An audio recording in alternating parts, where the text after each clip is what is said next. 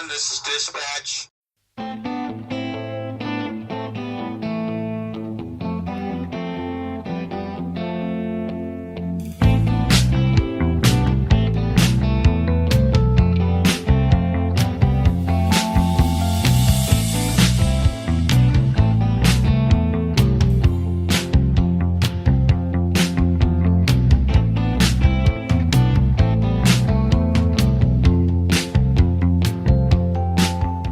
What's going on, YouTube? Buck Rub here again. It is Sunday, and I want to tell you about my week. Oh man. Well, let's start with Monday. Monday, after a nice weekend off, I had a really nice time. Me and my wife, got to spend a lot of time together, got some chores done, and had a good time. But Monday morning, I got up bright and early to head to Katy, Texas, to pick up my load that was heading to Searcy, Arkansas. Had a 8 o'clock appointment, and got there a little before 8 o'clock. Checked in. They told me they would holler at me on the CB when I was ready. Well, at 11 o'clock, they holler at me to go to the dock doors. So I grab my paperwork, head over, back into the dock door, and I'm sitting there, and about 5 minutes later, the guy next to me pulls out. Well, I guess he forgot that he had a 53-foot trailer attached to the back, and he pulls out of the spot, makes an immediate right turn. I sound my air horn just as he smashes into me with the center of his trailer. I'm like, oh joy. I mean, it was a good jolt. It moved the whole cab. I found out later it had moved the whole trailer. The guy from inside comes out and says, "You need to pull your trailer up to the dock." I'm like, it was to the dock. Well, it moved me a good 6 inches away from the dock, so it was quite the smash. But anyway, as the guy's backing out, I climb out of my truck, and I can see him pounding on his steering wheel, and so you could tell he was pretty mad at himself. And look at my truck, and of course the mirror had swung around and hit the A-post, cracked the windshield. He had taken out the whole left side of my hood. There were big holes in the fiberglass. The bumper was hanging down. You could see where he had hit the tire and the rim. It did quite a bit of damage. And all it did was leave a scratch on his trailer, of course, but yeah, it is what it is. But it smashed up my truck pretty damn good. So I was there we got all our information. Police came out, took all our information, and I felt really bad for this guy. He was an older fella, been driving for many years. He said he didn't know I was there next to him, and okay, whatever, but he said he was going to probably end up losing his job, and I said, surely they're going to give you, a break. He says, no, this is my second incident since February. I don't know what his other incidents were, but I'd say he did several $1,000s worth of damage to my vehicle. So anyway, I got loaded up, called the boss, and the boss asked me if the vehicle was drivable. I told him, yeah, I could get it back to the base, and when I got it back to the terminal, and he was there. We looked it over, and I just knew he was going to put me in the old Century class truck that he has, but he said that, yeah, if you want to, you can just stay in your truck. Well, as you know, there's no reason I couldn't stay in my truck, I mean, there's a couple holes in the hood, looking like Ghetto Joe's, but the headlights work, turn signals work. It didn't seem to affect the way it drove at all. So I went ahead and took it. The plan was for while I was on the road to stop by an international dealership to get the estimate of repairs. But as you'll hear later in this story, it didn't happen. I tried to get into it. It just seemed like wherever I ended up, I was either too late for them to be there, or they had, you needed to make an appointment. So I didn't make it into any international dealerships to get that repair done. So I took that load to Arkansas, and then from Arkansas I picked up another load about an hour away, and I took that to Aberdeen, Maryland, where I dropped that load off, where I picked up another load that I was going to be taken to just south of Cincinnati, Ohio, in Kentucky, Covington, Ohio, is where I was taking this load to. So I'm trucking down the road. I'm doing real well. I stopped and spent the night on the way, and on that trip I took my first 10% descent out of the mountains out there, that was fun in itself. I decided to take a shortcut up US 40 that took me into Pennsylvania, and according to the map, it didn't look like anything. It did no warnings on the maps that say anything, but I get to the top of this hill, and there's a big sign that says, "Attention truckers, dangerous mountain ahead."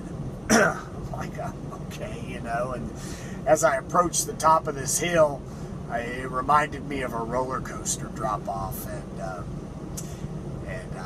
when you got to the top and looked over, you could see the little town down there at the bottom, and it was a pretty good hill, but it was windy, and it was really no big deal. I took it slowly, put it in 8th gear, pretty much coasted, used my Jake brake, and it was no problem. But I was excited that I got to do a 10%er. That was the first time I did that. Ended up on some Pennsylvania toll roads, which that kind of aggravated me. I try to avoid the toll roads if I can, but seems like through Pennsylvania and New Jersey, they just don't want you using their roads much unless you pay for them. So I guess tax dollars aren't paying for enough roads, I suppose. That's true in several parts of the country.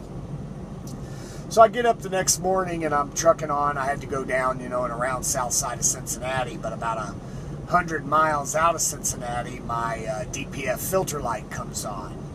And about the time that came on, I heard something dragging underneath the truck, and I'm like, what the hell is that? It sounded like I just got married and a bunch of tin cans were underneath it. Well, so I got pulled over into the truck stop, and one of the bumper supports had fallen and was dragging the ground. So I got some duct tape. Everybody's got to carry duct tape. If it moves, duct tape it, and if it doesn't move, WD-40 it. So I have both on my truck just in case. And I taped that up and decided while I'm sitting there in this rest area, I would go ahead and try to regen this thing. And it did. It let me regen it. I couldn't believe it, but only for about 15 minutes, and that did not solve the problem. So I did another regen, and again, problem wasn't solved. So I figured, I'll just truck on down the road. I've dealt with this filter before. For those that have been following me, y'all know what has happened in the past with that filter. So I'm about 60 miles outside of Cincinnati, and the stop engine light comes on again. And for anybody that deals with that stop engine light, it's a constant alarm in the background. I feel like my airplane's about to crash when I'm dealing with that. So I pulled over, tried to do a regen. It wouldn't let me do a regen, so I truck on down the road. About 20 miles later, of course, my truck derates, and as it derated, it got less and less power.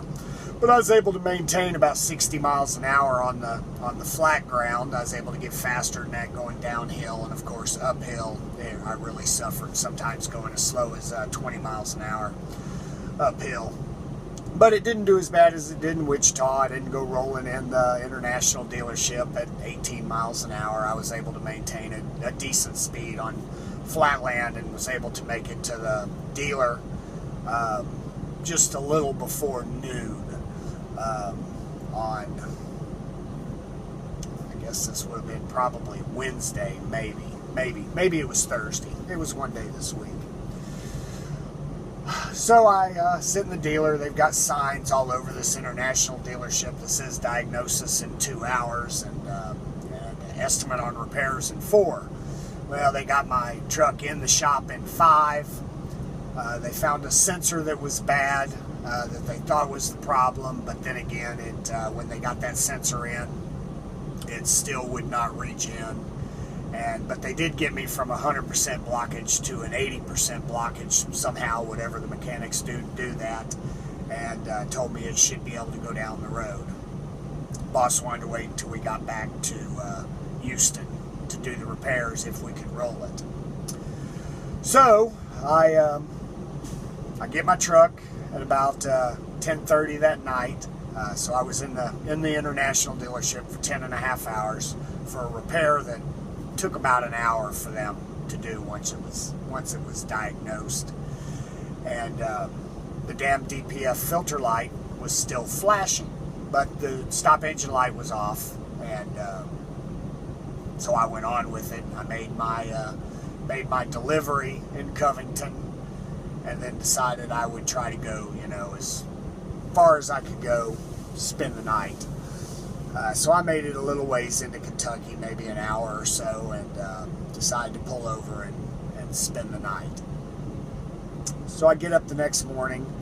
I didn't idle my truck at all, so it was pretty hot in there, but I had a fan hooked up and was able to stay, fairly comfortable. And I slept till 9 o'clock in the morning. That's the first time I've done that in 15 years. I've never been able to sleep in. I've tried, but I've just never been able to. I naturally wake up, anywhere between 5 in the morning and 6:30 in the morning every day. And so I was excited that I got a good night's rest. So I get up the next morning and my DPF filter light is still flashing.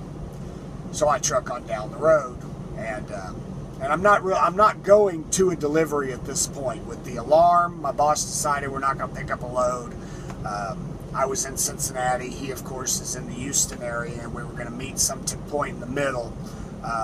Little Rock was the middle point. He was going to get up early the next morning and tow another truck to me. I was going to try to make it to Little Rock. I was going to switch out. He was going to get my truck back for repairs, and I was going to hit the road.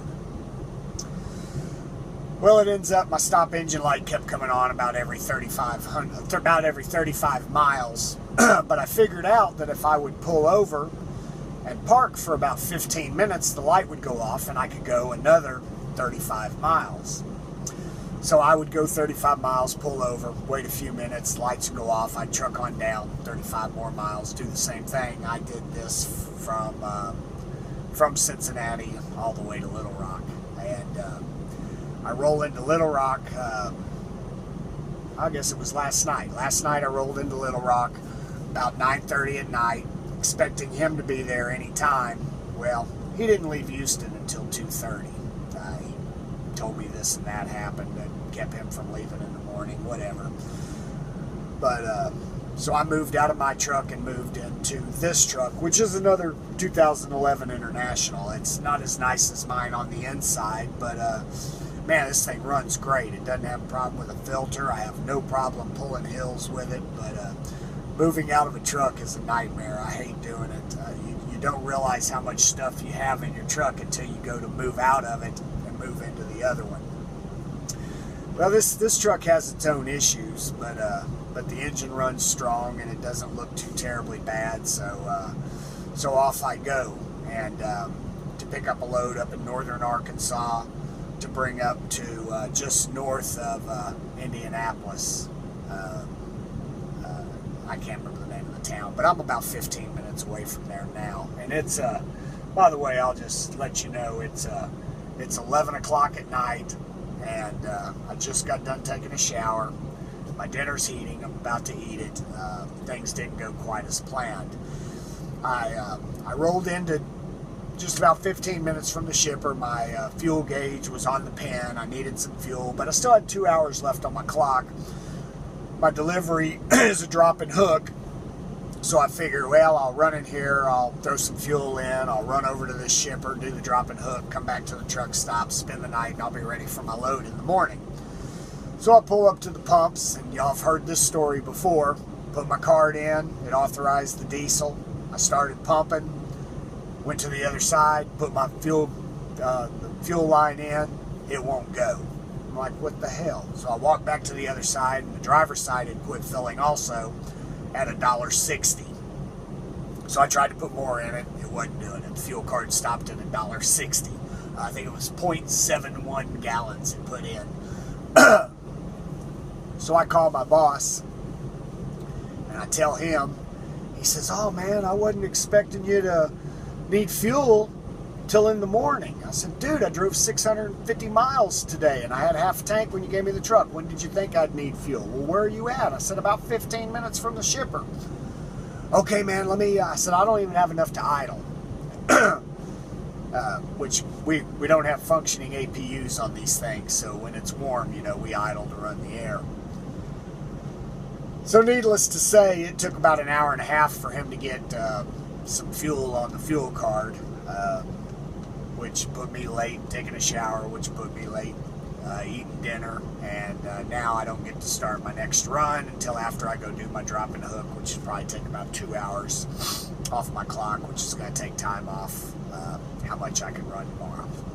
It is what it is, but that was my week. The guys on Zello got a big kick out of me. You know, I was talking on there, and every time I talked, that alarm was going off. They're all telling me I shouldn't go anywhere, but I'm a trooper.